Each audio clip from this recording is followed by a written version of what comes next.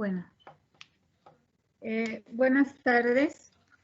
En esta ocasión, pues, venimos a presentarles, ¿verdad?, esta disertación respecto al tema de la transición de la educación presencial a distancia de forma emergente en tiempos del COVID, compromisos, retos y vicisitudes.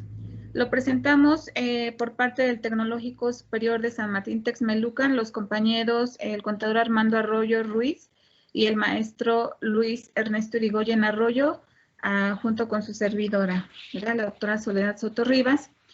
Nuestro tema a desarrollar, ¿verdad?, se presenta a través de un análisis que tenemos tanto desde una perspectiva humanista, ¿verdad?, al atravesar esta transición como docentes, y también frente a la realidad que tienen los alumnos de la escuela en la que estamos inscritos, ¿verdad?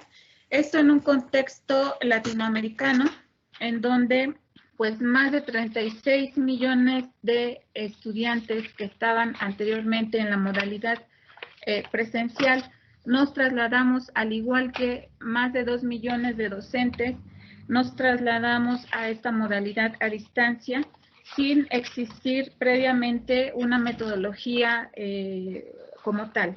Por favor, la siguiente. El COVID, por lo tanto, pues lo estamos viviendo como una pandemia mundial presente en finales del 2019, en el transcurso del 2020 y actualmente pues identificamos, ¿verdad?, que la constante es la incertidumbre de cuándo podremos establecer, ¿verdad?, líneas claras respecto a las modalidades de educación. Por lo tanto, las evaluaciones a las cuales tenemos que hacernos, estar presentes los profesores, así como los estudiantes. En México, al igual que el mundo, aplicaron políticas de distanciamiento social, ¿verdad?, con diferentes características. La siguiente, por favor. La siguiente diapositiva. Ok, gracias. Por lo tanto, el objetivo de esta presentación es debatir de forma teórica la complejidad de este traslado de la educación de forma presencial en los diferentes niveles. Actualmente nosotros estamos dando clases a nivel educativo superior, sin embargo, esta disrupción se vive a nivel, en todos los niveles de la educación. Siguiente, por favor. Por lo que se refiere a las políticas de distanciamiento, los estudios de la UNESCO y de la CEPAL establecen que a nivel mundial cerca de 1.200 millones de estudiantes de todos los niveles de enseñanza han dejado de tener clases presenciales, ¿sí? Y de este 1.200 millones, 160 millones en Argentina y el Caribe. La siguiente, por favor. ¿Verdad? En México fue uno de los primeros países en establecer medidas de distanciamiento. A través del Diario Oficial de la Federación del 16 de marzo, el secretario actual de Educación Pública, el doctor Esteban Moctezuma, estableció la suspensión de clases presenciales a partir del 23 de marzo, según el acuerdo 020320 en las diferentes tipos de educación, ¿sí? La siguiente diapositiva, por favor. Por lo tanto, estas medidas de distanciamiento permitieron que en el ámbito educativo ordenaran que esta matrícula de estudiantes y docentes nos arrojáramos a los hogares y con ello un sistema tecnológico, dependiéramos del sistema tecnológico, de redes de internet, de una comunicación digital de una forma desigual y disruptiva. Y estudios de la CEPAL establecen cuáles son las diferencias de los diferentes cuartiles económicos, los cuales se diferencian. Por ejemplo, el cuartil cuarto, podemos ver que estudiantes pueden tener acceso en un 95% a diferentes plataformas de internet, al acceso de internet, mientras que el cuartil primero, ¿verdad?, nos escasamente supera el 40%. Entonces, por lo tanto, estamos frente a un paradigma de reacomodo en una educación a distancia en la cual realmente no nos encontrábamos preparados los diferentes actores en este modelo educativo de transición y de diapositiva.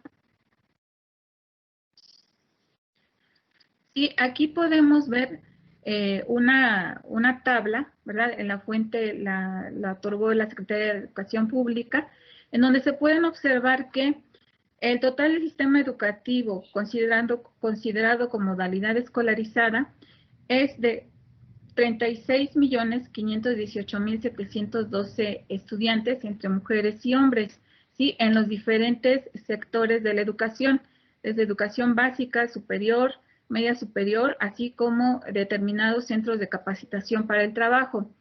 De ellos cabe destacar que 2.074.171 docentes que estábamos contratados en modalidad presencial, pues fuimos a través de estas políticas, pues ubicados en los hogares para realizar cierto trabajo, ¿verdad?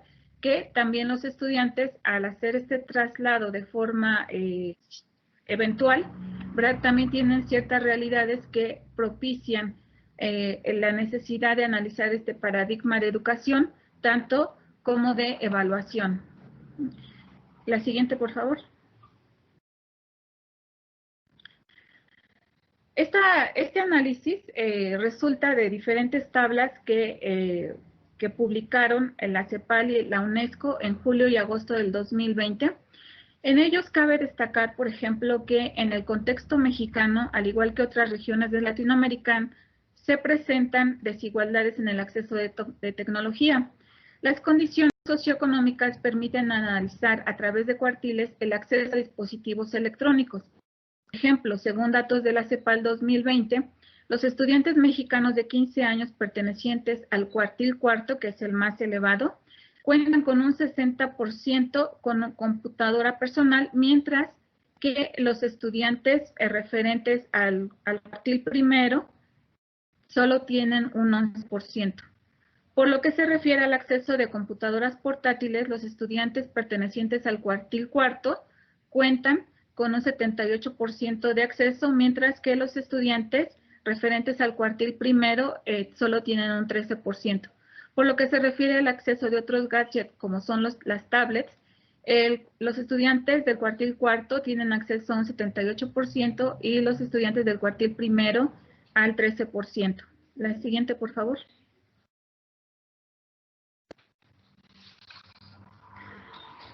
En esta presentación que nos hacen favor de proyectar, no se establecen los demás rangos de diferencias que publicaron la CEPAL y la UNESCO, pero este ejemplo muestra respecto a las diferencias económicas que tienen los estudiantes, ¿sí?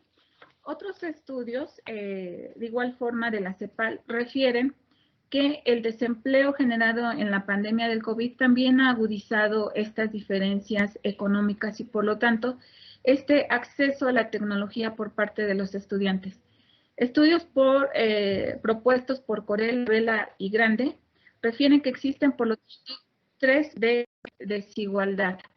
Una brecha es de acceso, relacionada con tener o no tener acceso a dispositivos electrónicos y o conexión de Internet.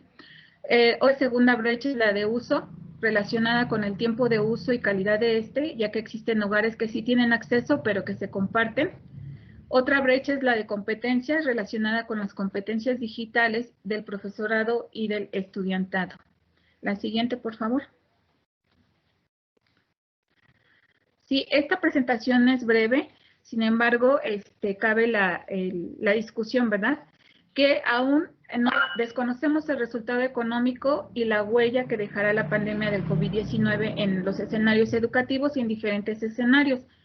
Lo cierto es que se agudiza la incertidumbre en los métodos educativos llevados a cabo, si bien por una parte existe el empeño y el compromiso educativo de los diferentes actores institucionales, desde los estudiantes, el profesorado y los directivos, existen otros factores tecnológicos y económicos que influyen en el acceso y el logro de las metas de aprendizaje. Por lo tanto, como conclusión, pues las condiciones socioeconómicas son pieza medular para la aplicación de metas en el proceso de enseñanza en tiempos de educación a distancia emergente derivada de la pandemia sanitaria, y también se hacen necesarias recomendaciones, por ejemplo, el apoyo a los docentes en diferentes aspectos. De igual forma, cambiar el paradigma de la evaluación hacia un paradigma de seguimiento y de retroalimentación a los estudiantes para acompañarlos hasta cierto punto en este proceso emocional respecto a esta crisis sanitaria. Por mi parte es todo de la presentación. Posteriormente en el espacio de los comentarios estaré atenta a sus preguntas y sugerencias. Gracias.